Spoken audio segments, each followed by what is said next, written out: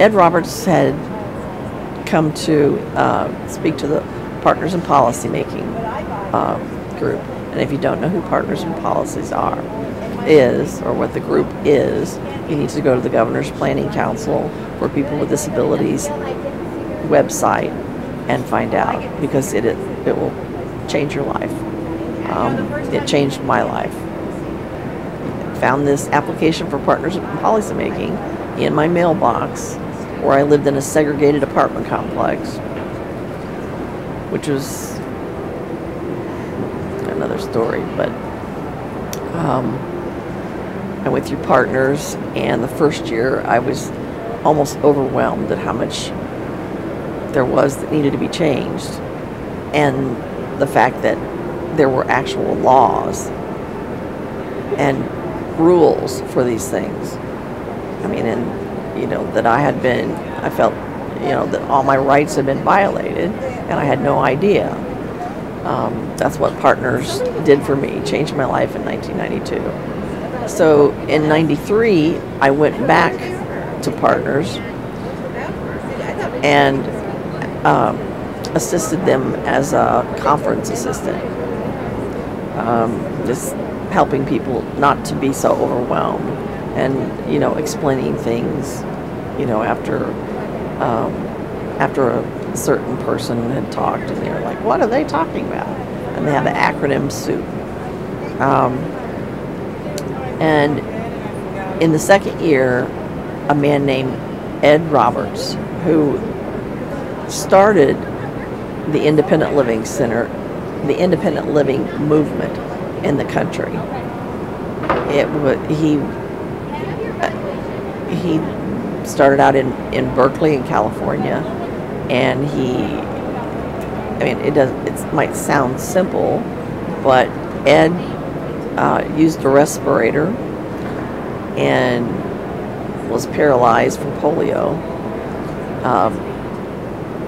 and at the age of 14 was put on an iron lung. Well, then they developed a portable ventilator. So California is very much more liberal, we'll say, and they let Ed Roberts go to school. They let him go to school,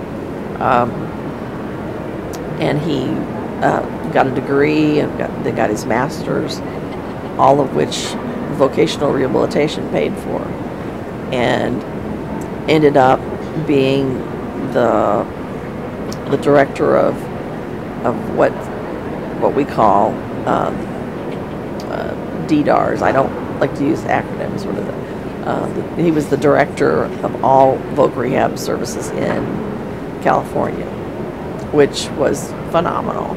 He said the first day that he went to work, he was on an elevator, and there were two other employees on the elevator with him, and he didn't say anything.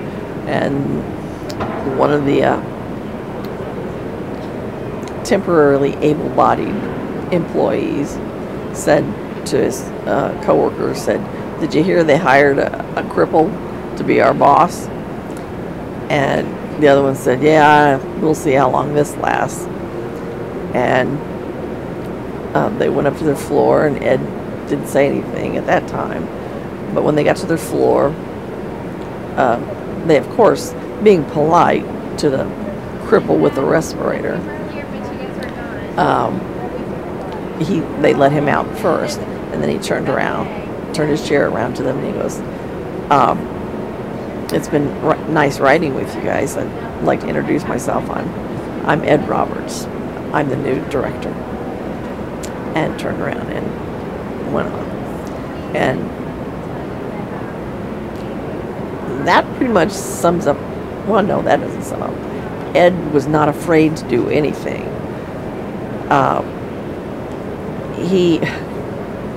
Anything. I've seen video of him when he swam with whales. Swam with whales? Was it whales or dolphins? In the ocean. He has a respirator. I didn't like it when I got baptized and they put me underwater in a swimming pool. I'm like, okay, I'm done now. I'm wet. I'm good. I'm good. It just felt like a very long time because you have no control over that. I was so, inspired by Ed, and I was excited, and I had the opportunity to go through extra ADA training, and I wanted to be an ADA consultant when I grew up. Anyway, so somebody that worked at the Independent Living Center here in town in Indianapolis wanted Ed to come out and see where I lived, because I lived in a segregated apartment complex, which is really, really bad, and means that everybody with disabilities is sitting in the same place. And if you don't have a job, if you don't have anything going on in your life,